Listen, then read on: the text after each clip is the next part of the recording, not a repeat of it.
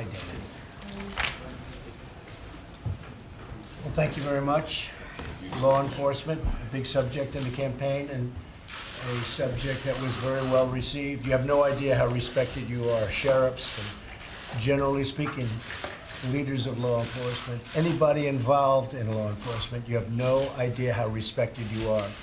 You don't get the honest facts from the press, but you don't know how respected you are. So I just want to say that up front. I'm honored to welcome the National Sheriff's Association. Your leadership is here, and I know the great job you do. I've known you and followed you for a long period of time. Your efforts and your officers are outstanding. I know so many sheriffs from my area, some in particular, and they're great friends and great people. I just want to let you know that our job is to help you in law enforcement, and we're going to help you do your job. We're going to expand access to abuse-deterring drugs, which a lot of you have been talking about. They're out, and they're very hard to get.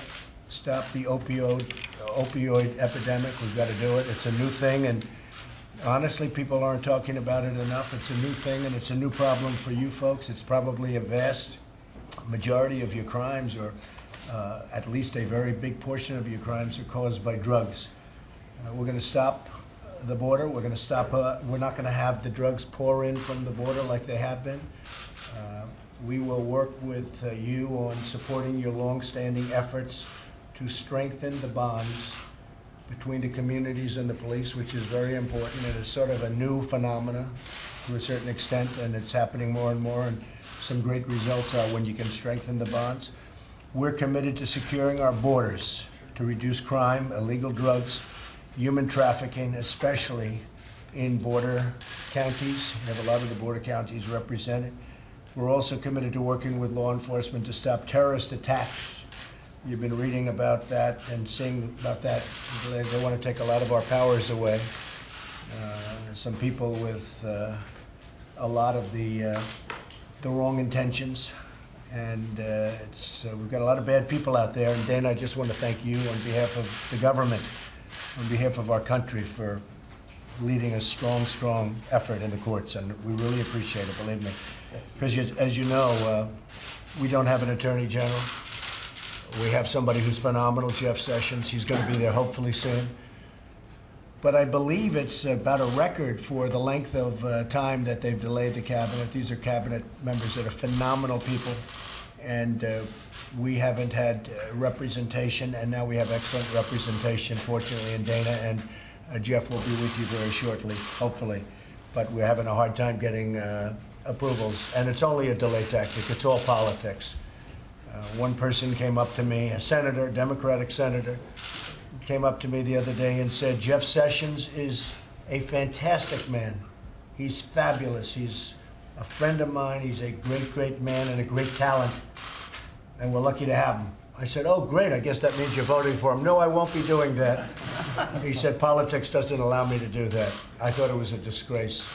If the press talks loud and hard enough, I'll have to tell you who said that to me. You don't want to hear who said that to me.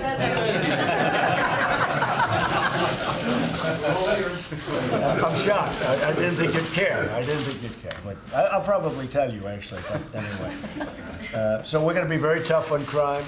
We're going to be very tough on the drugs pouring in, and that's a big part of the crime. We're going to be very strong at the border. We have no choice. And we're going to be building a wall. We're starting very soon. General Kelly will be working with a lot of you, and he's fantastic. He was one got approved very quickly, along with General Mattis. He's very, very outstanding. And I very much appreciate that you're here today. And Sheriff, I really thank you for leading the effort. Your reputation's fantastic, and it's a great honor to know you. Thank you. Thank you. Thanks. Maybe we can go around. We'll let the press stay for a little while, unless you'd rather leave. Would the press rather stay? You know, just so you understand, there's a new phenomenon. You're on live television all over the world right now, so don't get nervous when you speak, okay? But I don't think these things have ever taken place before, but you are on live television, so if you don't want to say anything, you don't have to. But if you do, I think it's a good thing to say. So maybe we'll just go around the room. Well, Mr. President, thank you so much for having us here. I'm Sheriff Carolyn Welsh from Chester County, Pennsylvania, and proud to say Pennsylvania, the Commonwealth will put you over the top November 8th.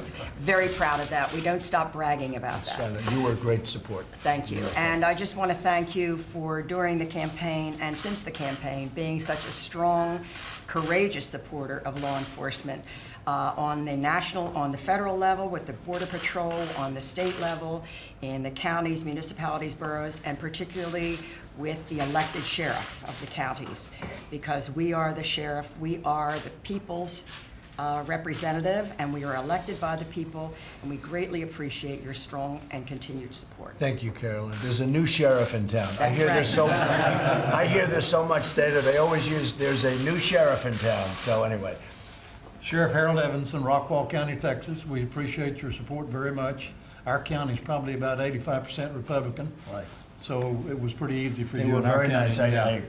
They were very nice. Being in a border state, I have been to the border in Texas any number of times, been to the border in Arizona. I clearly understand the problem we have. And previously, when we go to the border and hear what the ranchers and sheriffs have to say, those border sheriffs and border ranchers, it was 180 degrees from what we heard from the previous administration.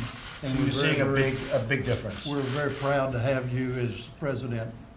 And that's only 2 weeks, okay? It's, a very short period of time. I'm hearing it from a lot of people. People are calling in, and people I know that are in the area, they're saying it's like day and night. Because we're not playing games. We're not playing games. We're stopping the drugs from pouring into our country and poisoning our youth. So thank you very much. I appreciate it. Mr. President, I'm Jonathan Thompson, the Executive Director and CEO of the National Sheriff's Association. Let me tell you the difference of 6 months. I sat in this room, in this chair, and I was pleading, I was begging for help. Today, you invited us here to your home. You're offering help. You're delivering on that offer. And on behalf of our members across the country, thank you. Thank you very much. It's so nice. I appreciate that. You bet. Mr. President, Rich Stanek, Hennepin County, Minneapolis, Minnesota. First off, thank you very much. As Ms. Conway said, next time up by 3 points in my state. Put it over the top. Boy, we Secondly, almost won your state. We weren't supposed to do very well in your state, and we lost by 1 point. I say if I went there one more visit, we would have won. We would have won Minnesota, but it was very close. Thank you. Many of us have your back, Mr. President. Thank you. And I just want to say that, you hit on two topics that are near and dear to my heart. The first is opioids, right? Right. I had 144 people that died last year as a result of opioid overdose. 31% increase over the year before. We need help. 80+% of those drugs come from south of the border. Everybody knows it. I know you will do something about that. I will. It's already being done. Believe me, it's a big, big difference, and we will do that. And you do have a big problem. And you have a big problem with the refugees pouring in, don't you? Yes, we do, sir. And all we're asking is what you're doing, which is let the courts decide, do what we've been doing. The rule of law is strong, and the proper vetting of individuals is really important to us. Well, the vetting is much, much tougher now, and we need this court case. It would be very helpful to keeping the wrong people out of our country. You understand that better than anybody. So I do, I sir. think we're going to have some good results. It may take a little while. And, this is a very dangerous period of time because while everybody's talking and dealing, a lot of bad people are thinking about, hey, let's go in right now.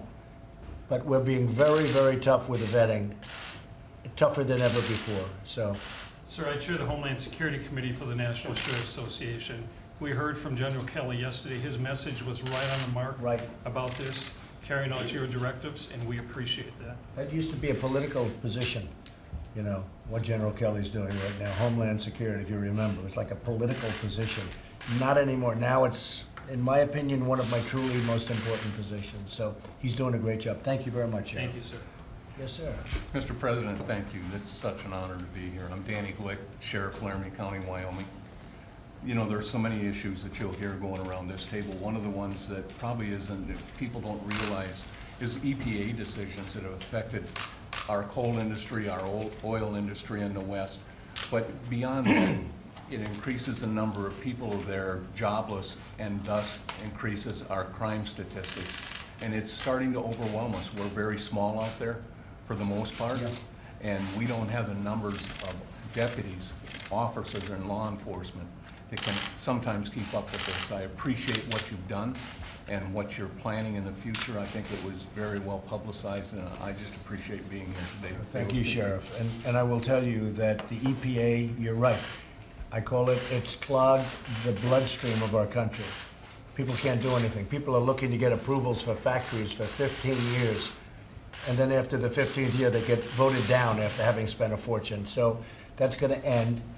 We have one of our really great people, as you know, Scott, is looking to be approved by the Senate. We're still waiting for that one, too. It's a disgrace what's going on.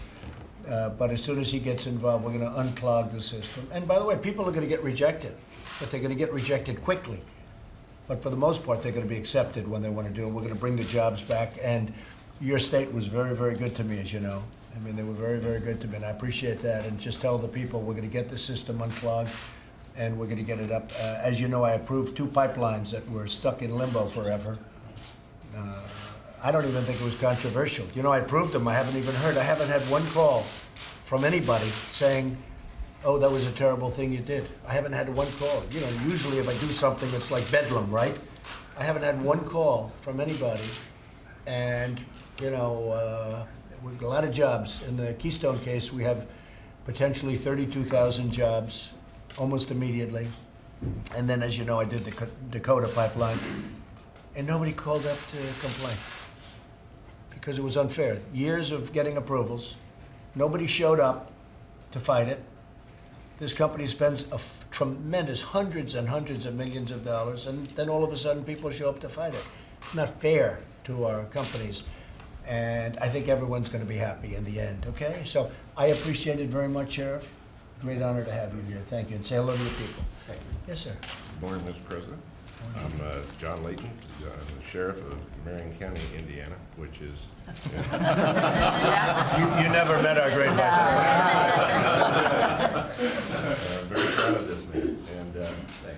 And we as sheriff, this is, to me, it seems like it's unprecedented. I look back into the history of the NSA long before myself, and I could never find where not only the president, but now the vice president as well, has invited us into your house to share some concerns of ours. And in about 10 minutes, you're going to see the Oval Office too, which is, that's the other thing. You know, people have had meetings here. I had the car companies, the biggest companies, Ford, General Motors, Fiat, and they were in this room often. I said, oh, so you've seen the Oval Office? No, we've never been invited to see the Oval Office. You know where the Oval Office is? 10 feet in that direction, 10 feet. Looking forward to it. And you know what, when they said these are the biggest people, no, we're going there. These are the biggest people. So they were never invited to the Oval Office, and they're only 10 feet away. You would think they would be invited, but you're going to see the Oval Office, Thank you okay? very much, Mr. President. One of the main concerns with not just my office of sheriff, but across the nation is the mentally ill in the jails. And the people that are being really, for lack of a better term, warehoused in our jails across America because we don't have the facilities necessary to take care of them on the outside. And it ends up a lot of these people go to jail because the public or the police officer happens to be mad at them at the time instead of they need to be in the jail. Right. For very good reason. So we just appreciate you having the back of law enforcement. We do all feel that, as anyone with a badge knows, that you do have our backs, and that we're looking forward to years of harmony and taking care of business for the people we serve. I appreciate it. And I will say that in the recent election, law enforcement is with me. I mean, the numbers were staggering. Staggering. It wasn't like, gee, it's 51-49. Believe me, it was through the roof. Law enforcement and military also. Absolutely. I think generally people in uniform tend to like me. Explain that to me. Dana, explain that to me. I don't. So, Sheriff, thank you very much. Thank you, and Mr. President. I do miss your former governor. We do. You have a good new governor. Governor Holcomb is Right. holding down the fort for us. Well, Big shoes for him to fill. Mike Pence has been fantastic. Yes, he has. Dana, I want to thank you for your service. Amazing the way you just stepped into the breach and have done such a good job. And let's see what happens with the court case. Well, Mr. President, thank you for the privilege to serve you in the Department of Justice and the American people. I'm very, very honored by it. And I want to thank all the sheriffs here, but I guess our local and state partners, it's very important to federal law enforcement and all the agencies.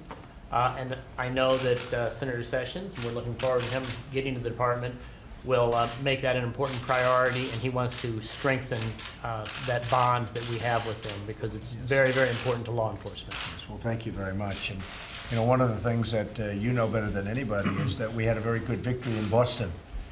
So I said to everybody, why don't we use the Boston case? Why aren't we using the Boston case? Because the Boston victory was great, but it's statutorily and some difficulties. Judge Gorton, who wrote that decision, had a very good analysis where he referred to immigration law, and I thought it was a terrific opinion. Yeah. And I think it's the right opinion. And a highly respected judge, too, so I appreciate it. Thank you, Dana, very much. Appreciate it. Mr. President, I'm Sheriff Page from Rockingham County, North Carolina. I think you do very well in North Carolina. And North Carolina? And I just want to say that we appreciate you being where you're at. The first responsibility of government is protecting its people. As elected by the people, and you're elected by the people, we got that. When you say there's a new sheriff in town, we relate to that. You're about the rule of law. We haven't seen that in many years, and we appreciate that. And I'll tell you something, when General Kelly was speaking yesterday for the sheriffs, he was telling us about, I saw something I haven't seen before. He went to the border, he looked at the assets, and he asked the law enforcement down there, what's going on and what can we do to help fix this situation down here? So you've got a good team, you're putting together a good team, you've got support of sheriffs from across the country, and we appreciate what you're doing. Well, thank you. And a funny story, so when General Kelly was just sworn in, now Secretary Kelly, and I said, do you want to have dinner tonight and we'll talk? Sir, I'm heading to the border. I said, I like that better. We don't need dinner. He said, I like that better. So he's right on the ball. He's going to be fantastic. Just everybody says the same thing. Thank you. That's very nice. I'll tell him. Good morning, Mr. President. Dave Mahoney. I'm the sheriff in Dane County, which is Madison, Wisconsin. I want to thank you for inviting our nation's sheriffs into the White House. As the only elected law enforcement leaders in our community, we are the most engaged in our community issues and concerns. And I think it's important. I think there's a strong message when the President of the United States invites our nation's sheriffs in to talk about those issues that are of importance in our community. Has this ever happened before with the sheriffs? No, sir. No, sir. Never happened. Never, no, sir. And yet the murder rate in our country is the highest it's been in 47 years, right? Did you know that? 47 years. I used to use that. I'd say that in a speech and everybody was surprised because the press doesn't tell it like it is. It wasn't to their advantage to say that. But the murder rate is the highest it's been in, I guess, from 45 to 47 years. And you would think that you would be invited here and you would think that you people would be able to solve, if you ran Chicago, you would solve that nightmare. I'll tell you, I'll bet everybody in that room, especially Carolyn, right, would raise their hand because to allow, literally hundreds of shootings a month, it's worse than some of the places that we read about in the Middle East where you have wars going on. It's so sad. Chicago's become so sad a situation. But go ahead. I'm only 3 hours from downtown Chicago. As Sheriff Stanek mentioned, the issues of heroin and opiate addiction, I'm averaging 12 to 15 overdoses a week in my community. And we need help from DEA, FBI, and our task forces. We need them to be adequately funded and led by leaders who want to work collectively with our nation's sheriffs. How much of your crime is caused, you think, by drugs generally? 80%. 80%. So without drugs, you would have a whole different ballgame.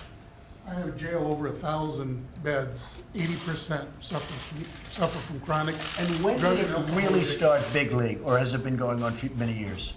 Well, I think heroin and opiates have overshadowed cocaine, which of course has been, since the 80s, our #1 drug of choice. Now it's prescription painkillers and And at a much higher level? at a higher level. Much higher level. The overdoses are at a much higher Right. level. Mr. President, And interrupt. It used to take 90 days to take a load of heroin from the border to get it into the economics mainstream. Now it's taking 14 days. Okay, well, we'll have it take infinity, okay? And beyond. I want to thank you too for seeking the input and guidance of our nation's sheriffs on issues like immigration. You know, my community is looking for immigration reform, an expedited way for a good immigrant to obtain citizenship in this great country. And I appreciate the invitation today to join you and look forward to working with you on many of these issues. Some we'll disagree on, but far more we're going to agree on. Absolutely, you're right. I actually can't believe that we're having to fight to protect the security, in a court system, to protect the security of our nation. I can't even believe it. And a lot of people agree with us, believe me. There's a group of people out there, and I mean much more than half of our country, much, much more.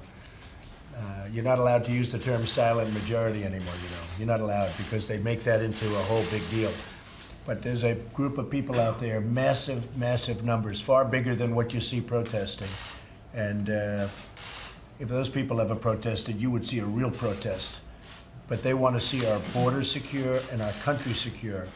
And they want to see people that can love our country come in, not people that are looking to destroy our country. So anyway, thank you, Sheriff.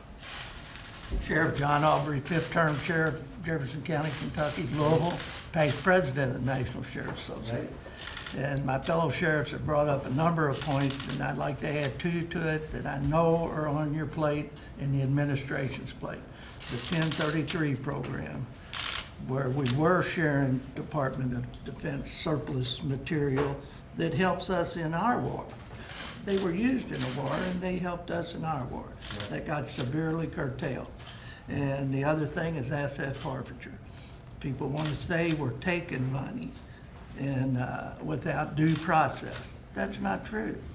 You know, we take money from dope dealers. So you're saying, okay, so you're saying the asset taking you used to do and it had an impact, right? And you're not allowed to do it now? No, they have curtailed it a little bit. And I'm sure the folks are, And that's for legal reasons or just political reasons? they make it political and they make it, they make up stories. Well, all you gotta do- I'd like to look into that, okay? There's no reason for that, okay? Danny, do you think there's any reason for that?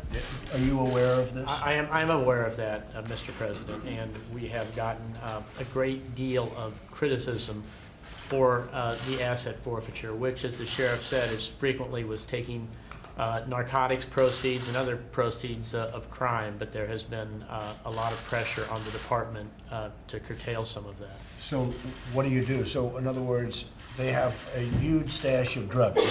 So in the old days, you take it. Now we're criticized if we take it. So who gets it? What happens to it? Well, we Tell them have to keep it? we have what is called equitable sharing, where we usually share it with the local police departments for whatever portion that they worked on the case. And it was a very successful program, very popular with the law enforcement community. And now what happens? Well, now we've just been given there's been a lot of pressure not to forfeit in some cases. Who would want that pressure, you know, I mean, other than like bad people, right? But who would want that pressure? You would think they'd want I guess this stuff taken away. You have to be careful how you speak, I guess, but a lot of pressure's coming out of was coming out of Congress. I don't know if that'll continue now or not. I think less so. I think Congress is gonna get beat up really badly by the voters because they've let this happen. And I think badly, I think you'll be back in shape. So asset forfeiture, we're gonna go back on, okay? Thank you, sir. I mean, how simple can anything be? You all agree with that, I assume, right? Absolutely. Do you even understand the other side of it? No. It's like some No things, sense. sort of like the Iran deal. Nobody even understands how a thing like that could have happened. It does You're nothing. allowed to profit from the illegal proceeds, right? Okay. So if you're gonna sell narcotics and sell illegal drugs in our country, you also cannot profit from that. And so we seize those profits. So do we need any legislation or any executive orders for that, would you say, Dana? To put that back in business?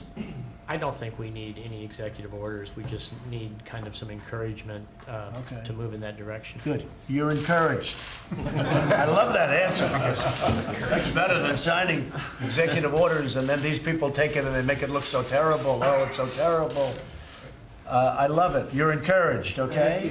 Good. asset forfeiture. You're encouraged. Okay, yes, sir. Mr. President, we appreciate you having us here today at the White House. My name is John Kerry Biddick, and I'm the sheriff in Monroe County, Georgia. I'm a past president with the National Sheriff's Association as well, and I currently chair our Governmental Affairs Committee. And I just want to thank you for the administration working actually on pieces of legislation and on political ideas with us. It's refreshing, and we are thoroughly enjoying it. We are currently working with Senator Grassley on some criminal justice reform issues, and the administration has been supporting us. And Yes. The asset forfeiture is a big thing. Okay, go for it. And Just go for it. I think the Dana will department- tell me if I can't do it, then we'll start doing it. Yes, sir. I think they got that message. But, Okay, that's great. But Sounds- we appreciate it. We appreciate your ear, and we appreciate you taking the time to sit down and at least talk to us. Yeah, I appreciate it too. Thank you, John. Thanks for your support. Thank you. Thank you, Mr. President, Thank Mr. you, Vice Greg. President. Greg Champagne, I am the sheriff in St. Charles Parish, Louisiana, basically a suburban community outside of New Orleans. I have the honor of representing 3,088 sheriffs around the country, and you see the leadership of our organization. These are the leadership of the past presidents and the future presidents of our agency. But more importantly than that, we all represent and oversee literally a few 100,000 deputy sheriffs who are truly the backbone of law enforcement in this country. We have a bumper sticker the NSA puts out that says, "Sheriffs and deputies, the original Homeland Security." And so that is a force multiplier. Those men and women out there are the tip of the spear, and we stand ready to help and keep this community safe, because that's what we're all elected to do. So we thank you so much for Thank having you. us. Thank you very much, Greg. A great group of people. We're going to go into the Oval Office. Does anybody have anything to, not even a question, a statement, as to how we can bring about law enforcement in a very good, civil, lovely way, but we have to stop crime, right? Would anybody like to make a statement? Couple of Mr. you? President, Yes, sir. on the asset forfeiture, we've got a state senator in Texas that was talking about introducing legislation to require conviction before we could receive that forfeiture Can money. you believe that? And I told him that the cartel would build a monument to him in Mexico if he could get that legislation Who's the passed. state senator? Do you want to give his name? We'll destroy his career. Mr. President, Okay, thank you. you know, we have been invited to the White House before, and we've sat at this table with the former administration. But this is totally different.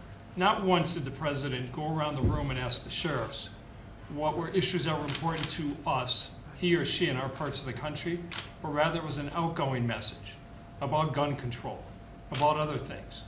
You asked us what was important to us, whether it's mental health in the jails, opioid addiction, you hit on them right off the bat. The border, immigration, vetting, we appreciate that. That has not happened before. We've been here before, but we've never had a president to sit down and listen to what it is that we're facing, representing our constituents in public safety across this country.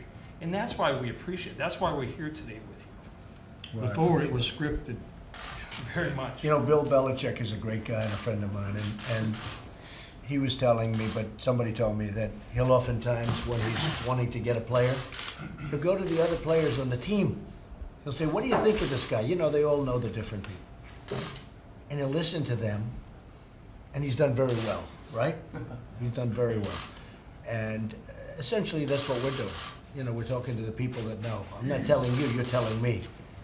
Like what came up this morning. I mean, that was a big statement. I didn't realize it was so all clogged up. The system's all clogged. So we're going to unclog the system. And we're going to go right now into the Oval Office. Would you like the press to come in with you, Mr. Vice President? Should we let them come in? You know, otherwise they're going to sit around waiting for the next meeting for 6 hours. They don't have such an easy job, I'll tell you. They don't have such an easy job. Mr. President, how far are you willing to take your travel ban fight? We're going to take it through the system. It's very important. It's very important for the country, regardless of me or whoever succeeds at a later date. I mean, we have to have security in our country. We have to have the ability. When you take some place like Syria, you take all of the different people pouring around. And if you remember, ISIS said, we are going to infiltrate the United States and other countries through the migration. And then we're not allowed to be tough on the people coming in? Explain that one. So we'll see what happens. We have a big court case. We're well represented. And we're going to see what happens. Is it gonna go to the Supreme Court, you think? Good. I mean, we'll see. President? Hopefully it doesn't have to.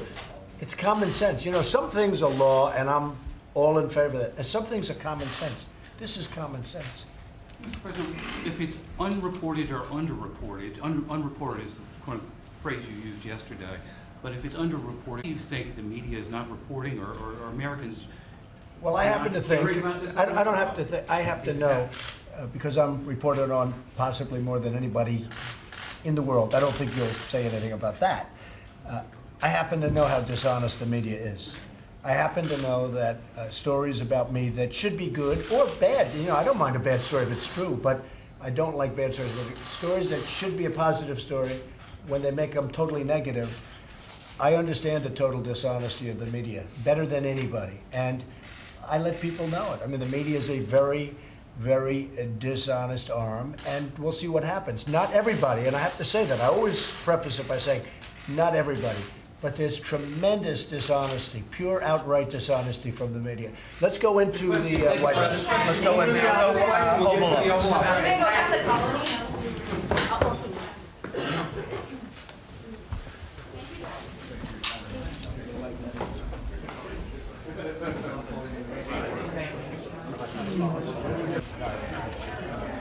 So they said this is the first president they've ever seen with a lot of papers.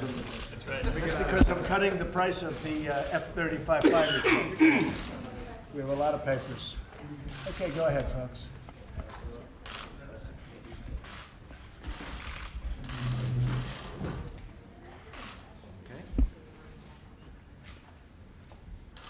Well, Mr. President, on behalf of the 3,088 sheriffs in America, since there is a new sheriff in town, it's only fitting that we provide you with our sculpture. The first time that NSA has provided this sculpture to a non-law enforcement person. Oh, wow.